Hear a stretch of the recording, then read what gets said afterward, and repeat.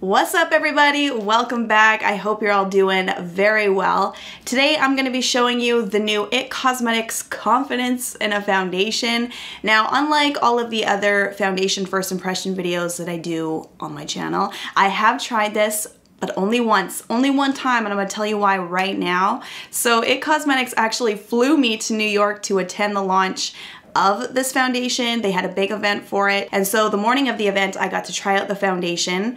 I really liked it, but I don't want to give away too much because I still wanted to come back and film my usual first impression style videos so that I can walk through it with you guys. You can see how it applies, how it's gonna wear throughout the day, and we'll just call this my second impression, and hopefully it'll be even more thorough than all of the other ones that I do because I actually have a few more tips for you as we go. So anyways, before we get into that, I also have some really exciting news.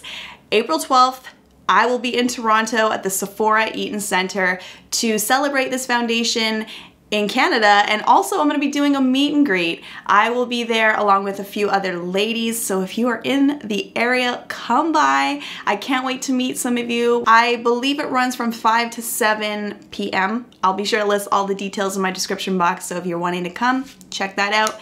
Now let's jump into me barefaced with no foundation on so you can see how this is going to work. Also, I just realized I didn't say it earlier. Thank you, IT Cosmetics, for sponsoring this video. All right, let go. So Confidence in a Foundation comes in 48 different shades. Amazing. I'm actually gonna swatch a few here on my chin because I want to show you what they look like as well as choose my perfect match, because the one I wore in New York was actually completely wrong for me. I looked at my skin a little bit later and it was very pink, and that is because this is for a cool tone. So my bad, but we're gonna fix that right now. So here's shade 215. This is called Medium Nude and it's a neutral tone. Then I have 220 Medium Honey, and this is a warm tone. And then 225 Medium Warm, and this is a warm tone.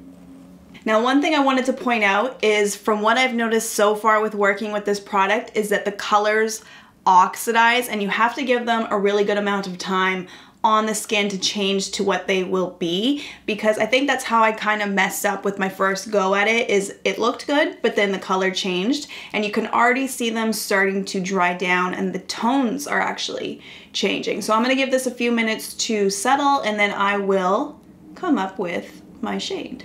All right, I feel like I've given it a good amount of time to be able to tell. At first go, I thought that the 215 was gonna be my perfect match, but I think it's gonna be a little bit too light for my face. And then the 220 looks to be a little bit too dark and almost too warm for my skin tone. And then the 225 is, I think, gonna be the one I'm gonna go with. It seems to blend really well with my neck. Now, while I'm applying it, I'll give you the full breakdown.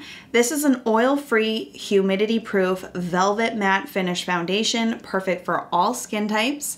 And it's supposed to provide 24 hours of hydrating full coverage with a weightless feel. The price of it is $42 if you live in Canada, $32 if you are in the US. Comes with your standard 30 ml amount of product in a glass bottle, which I actually think is pretty chic. I'm not gonna lie, I'm feeling a little bit worried about the color because it looks like it's going on rather light, definitely lighter than my skin tone, but I'm gonna take my own advice and give it a few minutes to warm up to my skin and hopefully the color will adjust. For this side of the face, I'm also using the new Heavenly Skin Hugging Foundation Brush. They just came out with this and they said it's perfect to pair the foundation with this brush because it contours to, or it hugs the contours of your face. And it actually seems to be applying pretty darn well with it. The coverage is definitely there. I think that's the biggest thing that stuck out to me the first time I tried it, was how well it smoothed over my skin and took down the redness, the blemishes, like you can see here on the chin. It's taking down those little bumps that I have. I'm a little bit nervous. I'm going to give it a quick fan. And now for the other side of the face, I'm gonna use a beauty blender this time to work it out, blend it in, and see what the difference shall be. All right, so here's a light layer on each side, and I think it looks really nice. I have a very natural look right now.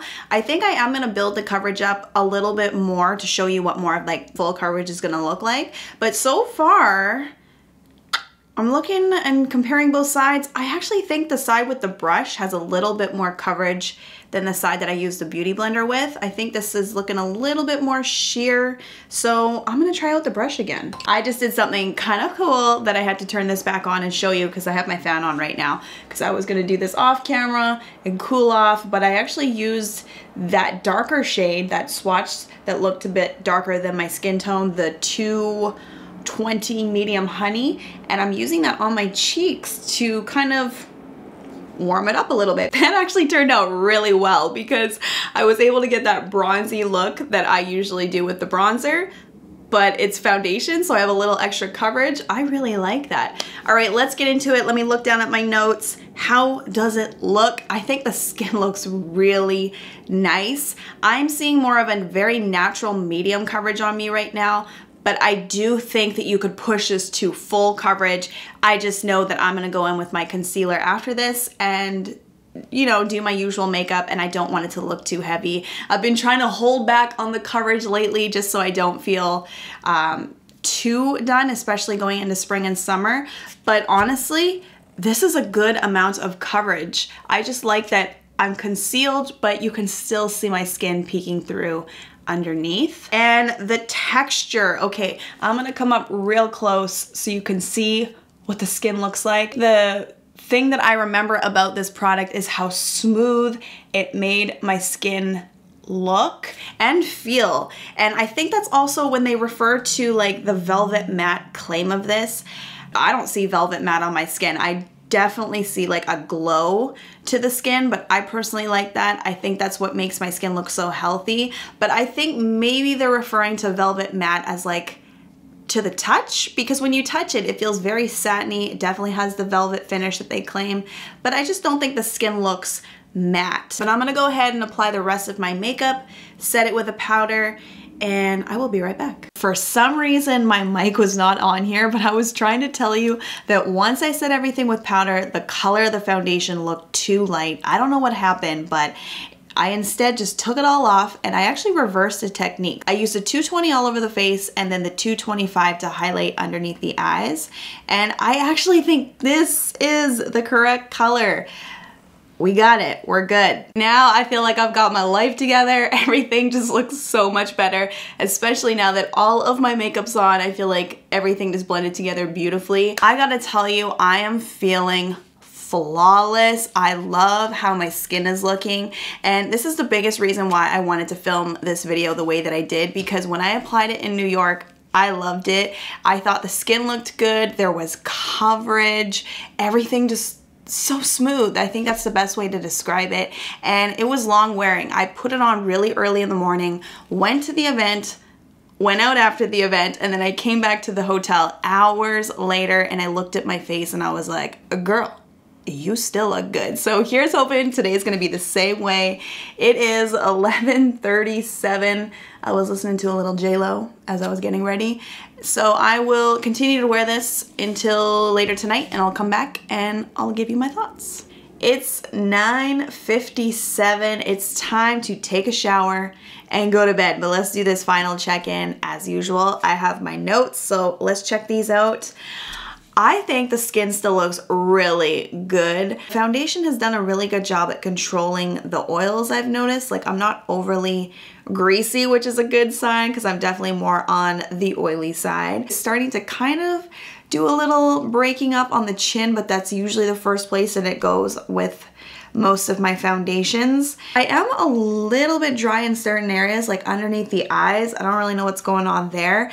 I don't want to say it's necessarily because of the foundation, because for the last week, maybe week and a half or so, I've noticed my skin to be acting up and I've been dry in certain areas, and it's so weird because again, I'm more on the oily combination side, so I don't know what that's about, probably a different story. But overall, I would say that the coverage definitely lasted.